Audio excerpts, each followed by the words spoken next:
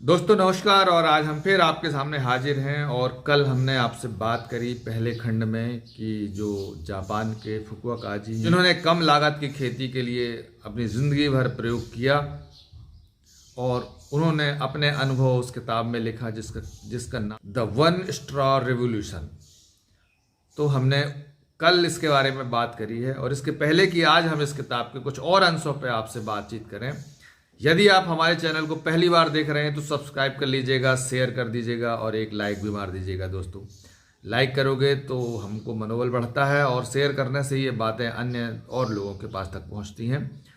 और चूंकि खेतीबाड़ी से जुड़े हुए हैं हम सब लोग और ये बहुत इम्पॉर्टेंट बात है, और इस समय हमारी सबसे ज़्यादा किसानों की सबसे ज़्यादा परेशानी ये है कि उनकी लागत दिनों दिन बढ़ती चली जा रही है और उनकी उपज का जो दाम है, जो मूल्य है, वो उस अनुपात में नहीं बढ़ रहा है जिस अनुपात में उनकी लागत बढ़ रही है।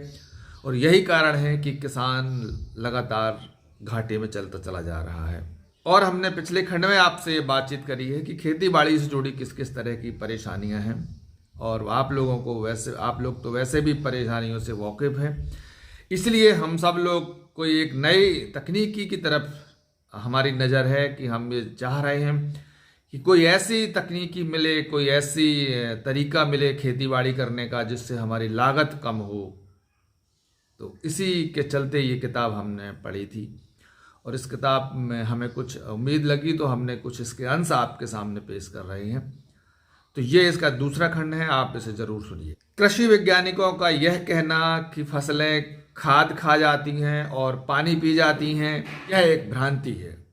जुताई के कारण होने वाले भू एवं जल क्षरण के कारण ही खेत खाद और पानी मांगते हैं। इस विषय पे हम पिछले खंड में बात कर चुके हैं कि जब हम लगातार जुताई करते हैं तो ऊपर की जो मिट्टी है वो भुरभुरी हो जाती है, और जब बारिश गिरती है तो उसमें वो जो है वो बह जाती है और उसकी उर्वरा शक्ति कम हो जाती है, और इसीलिए हमें अलग से खाद डालने की ज़रूरत पड़ती है। तो ये जो इस किताब में जो लिखा हुआ है वो लिखा है कि बिना जुताई की खेती। फुकुओका जी ने अपने 25 सालों के अनुभव इस किताब में उन्होंने सहेजे हैं, और ये किताब को दुनिया भर में लोगों ने बहुत पसंद किया है और कई भाषाओं में इस किताब को छापा गया है। तो जैसे किताब का नाम है वन स्ट्रॉ रेवोल्यूशन, तो यहाँ स्ट्रॉ का जो मतलब है वो है नरवाई से, कि जो फसल की नरवाई बचती है जिसको लेके आज किसान परेशान हैं और या तो फिर उसको जला देते हैं। तो इस पे उनका कहना है कि जो नरवाई है वो नरवाई पुआल की तौर पर अगर हम अपने खेत में बिछा दें तो उससे एक तो हमारी नमी नहीं उड़ती है, और दूसरा धीरे धीरे जब वो सड़ती है तो हमारे खेत में खाद की हमको ज़रूरत नहीं पड़ जाती, वो खाद के तौर पर परिवर्तित हो जाती है। और उसके नीचे जो एक पर्यावरण बनता है, नमी बनती है, और उसके अंदर जो है बहुत सारे छोटे छोटे कीट पतंगे पलते हैं, और उसी के अंदर केचुए पलते हैं जो ज़मीन को अपने आप पोली करते हैं। और उनका कहना है कि अभी तक कोई ऐसा तरीका नहीं बना है जो ज़मीन को इतना पोला कर दे और इतना उपजाऊ कर दे। नीचे की ज़मीन को जब केचुआ खाते हैं और वो सतह पर लाते हैं तो वो बहुत उपजाऊ हो जाती है, और ये किसानों के लिए बहुत ही फ़ायदेमंद है।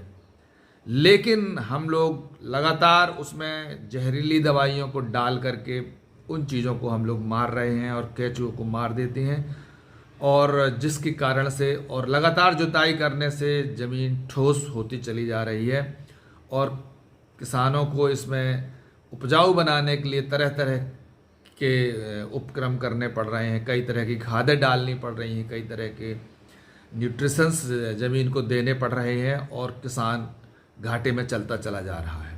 तो नरवाई को लेके उन्होंने कई इसके जो फ़ायदे बताए हैं, और पहला फ़ायदा उन्होंने बताया कि नरवाई के ढांकने से नमी बची रहती है, और इसके अंदर जो है जो कृषि मित्र कीट हैं वो इसके अंदर पनपते रहते हैं, और इसके अंदर केचुए जो हैं वो नमी की वजह से केचुए पड़ जाते हैं, और केचुए ज़मीन को पोला करते हैं और नीचे की ज़मीन को वो खाते हैं, मिट्टी खाते हैं और ऊपर उसे लाते हैं, सतह पर लाते हैं। तो ये किसानों को इससे फ़ायदा मिलता है। दूसरा उन्होंने बताया कि जो फसलों को बीमारियां लगती हैं, उन बीमारियों को खाने वाले कीट इसके अंदर पलते हैं, जो कृषि कीट कहलाते हैं, कृषि मित्र कीट कहलाते हैं, किसानों के हितैषी कीट कहलाते हैं। वो इसके नीचे पलते हैं और बढ़ते हैं, अपना परिवार बनाते हैं और ये किसानों के लिए बहुत फ़ायदेमंद है। तीसरा उन्होंने बताया कि ये स्ट्रॉ जब सड़ जाता है तो ये किसानों को बहुत फ़ायदेमंद होता है और इससे किसानों को खाद के तौर पर ये अंश मिल जाता है। चौथा उन्होंने बताया कि इसके ढकाव के कारण जो अंदर खरपतवार है वो खरपतवार नहीं उग पाता है और वो अंदर सड़ जाता है और वो जो बीज होते हैं उसके सड़ जाते हैं और जिससे खरपतवार नहीं निकल पाता है। तो जो ज़रूरी पौधे हैं, जो हमने फसल बोई है, वो फसल ही सिर्फ निकल पाती है। अनावश्यक जो खरपतवार है वो उससे बाहर नहीं आ पाता, उसको बाहर नहीं निकलने देता ये पुआल, इसलिए ये बहुत ज़रूरी काम करता है। फसल की निदाई नहीं करनी पड़ती। बिना जुताई की ऑर्गेनिक खेती करने के लिए किसान खड़ी हुई नरवाई को रोलर ड्रम से मोड़ देते हैं और फिर उसमें बिना जुताई की सीड ड्रिल से बुवाई कर देते हैं और ऐसा करने से किसानों की 80% तक लागत बच जाती है और वहीं उत्पादन एवं उसकी गुणवत्ता में भी लाभ होता है। इस तरह की खेती अमेरिका में 37% किसानों ने करना शुरू किया है। पे सरकार किसानों को कार्बन क्रेडिट के रूप में अनुदान भी दे रहे हैं।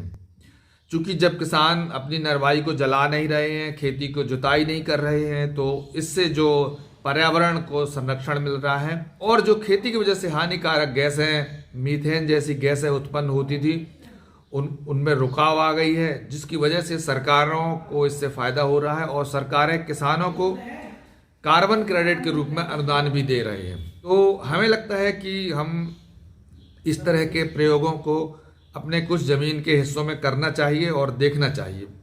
और दोस्तों आज यहीं तक, और फिर आगे की बात हम अगली वीडियो में करेंगे।